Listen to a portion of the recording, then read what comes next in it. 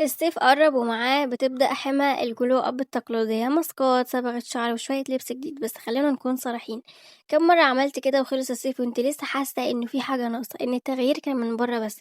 الصيف ده احنا مش هنعمل فيديو جلو اب عادي، احنا هنعمل ريبراندنج كامل ليكي. انا النهارده مش جايه اقولك حطي كريم ايه، انا جايه اخدك في رحله من 6 خطوات هنغير فيها كل حاجه، من اول تفكيرك لحد شكلك وستايل لبسك وحتى الناس اللي بتسمحي ليهم يدخلوا دايرتك. في الفيديو ده هنمشي مع بعض خطوة بخطوة. أولا هنبدأ بجلو أب العقل، ازاي ننظف الكراكيب اللي جوه دماغنا ونبدأ الصيف ده بمندست قوية وهادية. ثانيا هندخل في الروتين الجمالي الذكي، ازاي تبرزي جمالك الطبيعي وتتعاملي مع بشرتك وشعرك بحب مش بمجهود. ثالثا هنتكلم عن الفايب ونمط الحياة، ازاي تخلي يومك استيتيك ومنتج وتحولي قهوتك الصبح لطقوس سعادة.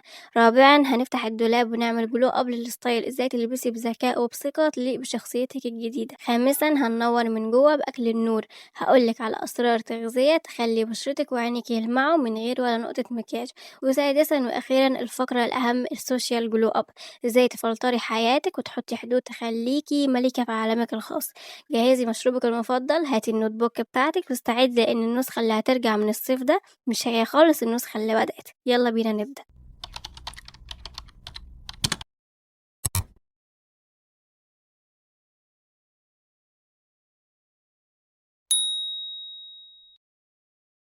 بص يا بنات، دايما بنبدأ الجلو اب بالماسكات واللبس، بس الحقيقة ان لو اللي جوه مش مريح مفيش حاجة بره هتنور. اول خطوة للصيف ده هو تنظيف الكراكيب، مش كراكيب الأوضة، لا كراكيب دماغنا.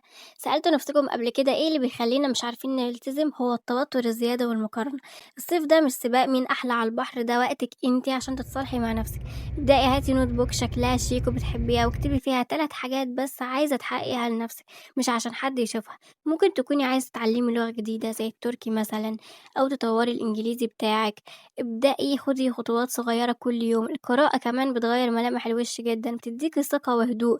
اختاري نوعية كتب بتحبيها، فانتازيا أو روايات تاخدك لعالم تاني. وخلي ليكي ركن خاص في البيت، هو ده مساحتك الآمنة. لما عقلك يهدى وشك هينور لوحده. نيجي بقى الفكرة اللي كلنا بنحبها بس هنعملها بذكاء المرة دي. الجلو اب مش معناه اننا نغير شكلنا، معناه اننا نبرز احلى ما فينا. الصيف ده محتاج خفة، البشرة في الحر مش محتاجة طبقات، محتاجة نفس. ركزي على الترطيب الداخلي قبل الكريمات، تشربي مية كتير وحطي فيها قطع فاكهة عشان تشجعك. بالنسبة للشعر، لو شعرك ويفي او كيرلي وطبيعته فيها حركة، بلاش تحاولي تفرديه بالعافية وتجهديه. اتعلمي ازاي تظهري جمال الويفي بالليف ان والترطيب، وخليه ميزي بس بطريقة مرتبة وشيك. ده ستايل اللي طالع جدا ومريح في الصيف ده. وعن تجربة، أهم سر في الجلو أب هو الاستمرار، مش لازم تعملي 10 خطوات، هم 3 بس: غسول، مرطب، صن بلوك، وزودي عليهم روتين مسائي بسيط يهيئك للنوم. الحركة دي مش بس بتخلي شكلك أحلى، دي بتديكي إحساس بالاستحقاق، إنك غالية وتستاهلي الوقت ده من يومك. أهم حاجة هي الفايب بتاع يومك، ازاي بتقضي ساعاتك. الصيف يعني أجازة، والأجازة يعني خطر الوقوع في فخ الموبايل ل10 ساعات.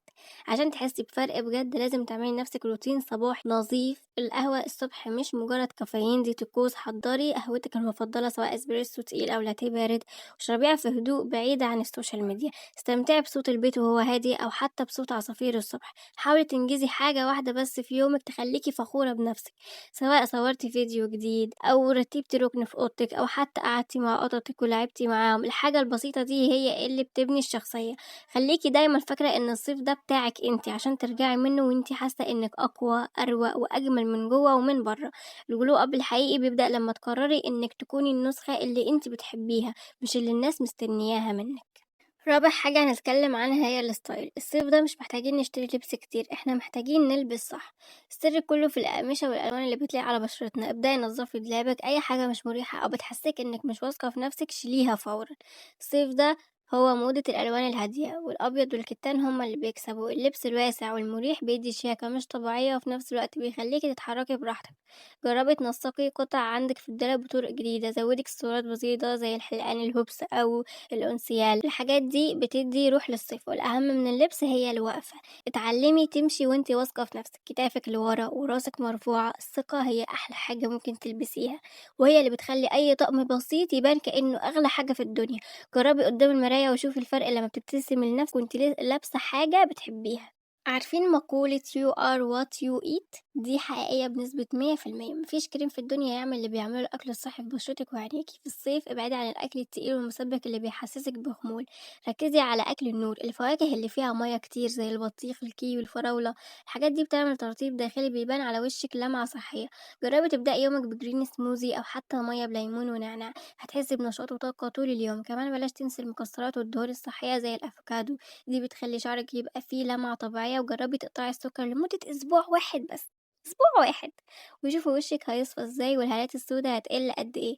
الglow up مش بس ماسكات، هو قرار إنِّك تدخّلي لجسمِك أحسن حاجة ممكنة عشان يدّيكِ أحسن شكل. أهم فقرة في رحلة الglow up دي هي الناس اللي حواليكِ. الصيف ده هو وقت الفلترة، أي حد بيسحب من طاقتِك أو بيخلّيكِ تحسّي إنِّك مش كفاية أو بيحبطِك ابعدي عنّه فورًا وبدون تردُّد. الجلو أب الحقيقي إنِّك تكوني محاطة بناس شبهِك، ناس بتشجعِك تبقي أحسن، مش ناس بتنتقد كل خطوة بتعمليها. اتعلمي تقولي لأ لأي خروجة أنتِ مش مرتاحة فيها، أو لأي مكالمة هتضيّع وقتِك في كلام سلبي. خصصي وقت لنفسِك، وقت تقعدي فيه في هدوء، أو تخرجي خروجة لوحدِك، تروحي سينما أو تقعدي على البحر وتسمعي أي حاجة بتحبيها. لمّا تكتفي بنفسِك وتعرفي قيمتها، الناس هتشوفِك بشكل مختلف تمامًا. الصيف ده هو صيف التصالح مع الذات ووضع الحدود اللي تحميكِ وتخلّيكِ دايمًا رايقة، ده هو الجلو أب اللي بجد. طيب إحنا كده ضبّطنا الدنيا من جوّه، نضّفنا دماغنا، رتّبنا يومنا، عرفنا إزاي الصيف ده هيكون بداية لنسخة أروق وأهدى مننا. بس خلّونا نكون صريحين، الجمال اللي جوّه ده محتاج غلاف شيك يعبّر عنه. عارفة لمّا تكوني رايقة من جوّه بس تبُصّي في المراية تلاقي شعرِك هايش وبشرتِك باهتة، ده بيأثّر على الmood جدًا. عشان كده الفقرة دي هي الكريزة اللي فوق التورتة. تعالي بقى ننتقل للجانب الجمالي الخارجي، بس مش بالأسلوب القديم بتاع اشتري واصرفي. أنا هاقول لِك إزاي بلمسات بسيطة وتفاصيل يمكن أنتِ مش واخدة بالِك منها تخلّي شكلِك clean ومنوّر من أول رموشِك لحد صوابع رجلِك. بُصّي، أنا مش هاقول لِك خلّيكِ تبقي زي فلانة أو هنعمل تجميل أو مش عارف إيه، إحنا هنعمل تهذيب لجمالِك الطبيعي عشان الصيف ده لمّا تخرجي تحسّي إنِّك منوّرة من غير مجهود. جهّزي أدوات العناية بتاعتِك ويالّا بينا ندلّع نفسنا شوية. بُصّي يا بنات، سيبكم من المصطلحات المعقدة والتقشير اللي يوجع الوش، إحنا عايزين بشرة صافية، يعني ما فيش حبوب تحت الجلد، ما فيش رؤوس سودا، وفيها لمعة صحية. أول خطوة النظافة الصح، انسوا إنكم تغسلوا وشكم مرة واحدة وتناموا. الصيف يعني عرق وصن بلوك وزيوت، لازم دبل كلينزنج. استخدمي زيت منظف أو حتى مثل الروتر بقطنة شيلي بيها كل القرف بتاع طول اليوم، الأتربة والعرق والدهون، وبعدين اغسلي بغسولك العادي. الحركة دي لوحدها هتحسسك إن مسامك بدأت تتنفس فعلا. تاني خطوة بديل التقشير القوي، بدل الأحماض والتقشير اللي يخوف استخدمي تونر المنظف أو لوشن فيه نسبة بسيطة جدا من ساليسيليك أسيد، موجود في الصيدليات بأسعار بسيطة. ده وظيفته إنه يدخل جوه المسام ينظف الزيوت اللي بتعمل حبوب من غير ما يقشر وشك ولا يحمره. تالت خطوة الماسك المنقذ، مرة واحدة في الأسبوع استخدمي ماسك تين، وده هاتيه من الصيدلية، سعره مناسب جدا والله، على منطقة الأنف والجبهة. ده بيسحب كل الرؤوس السوداء والدهون الزيادة ويخلي ملمس بشرتك ناعم زي الحرير. رابع خطوة الترطيب والتلج، السر اللي بيخلي الوش مشدود ومنور هو المساج البارد. الصبح مرري قطعة تلج أو معلقة كانت في الفريزر على وشك فوق المرطب، ده بيقفل المسام وبيدي نضارة فورية. أهم نصيحة، الصيف يعني صن بلوك، لو عملتي كل ده ومنزلتيش بحماية بشرتك هتتبهدل. اختاري نوع يكون لايت ويت علشان ما يزيدش معاكي في الشمس. نيجي بقى للشعر، انتي الفرد والكيمياء. الجلو اب بتاع شعرك هو انه يكون صحي وبيلمع. الصيف يعني رطوبة، فالحل هو ترطيب الاطراف قبل كل شاور بساعة او ساعتين. اعملي حمام زيت لفروة راسك بروزماري او نعناع، بس طبعا زيت الروزماري او النعناع هما زيوت تقيلة فلازم ان هما يتخففوا. خففيهم بزيت زيتون او زيت جوز هند او زيت لوز حلو، اختاري واحد من التلاتة دول. ومثلًا لو هتستخدمي زيت زيتون، فكل معلقة من زيت الزيتون هيكون عليها 3 نقط بالضبط من زيت الروزماري أو النعناع، عشان هُم زيوت تقيلة جدًا، فمش هينفع إن هي تتحط على الفروة لإنه هيحصل تحسُّس. وزبدة شيا أو زيت جوجوبا للأطراف. وبما إن شعرِك wavy أو curly بطّلي تستخدمي فوطة عادية، نشّفي بتيشيرت قطن أو فوطة microfiber. والسر في الصيف ده هو إنِّك تستخدمي كل حاجة ستان، طُوَق ستان، تنامي على مخدة ستان، تحطي طاقية ستان، كل حاجة عشان تحمي شعرك من التكسير. شعرك هو تاجك فخليه دايما مترطب وريحته فواح. نيجي للأسنان، الأسنان النظيفة بتدي انطباع بالرقي. الجلو اب هنا هو الروتين اليومي الصارم. خيط الأسنان ده أهم من الفرشاة نفسها لأنه بيشيل اللي مستحيل الفرشاة توصل له.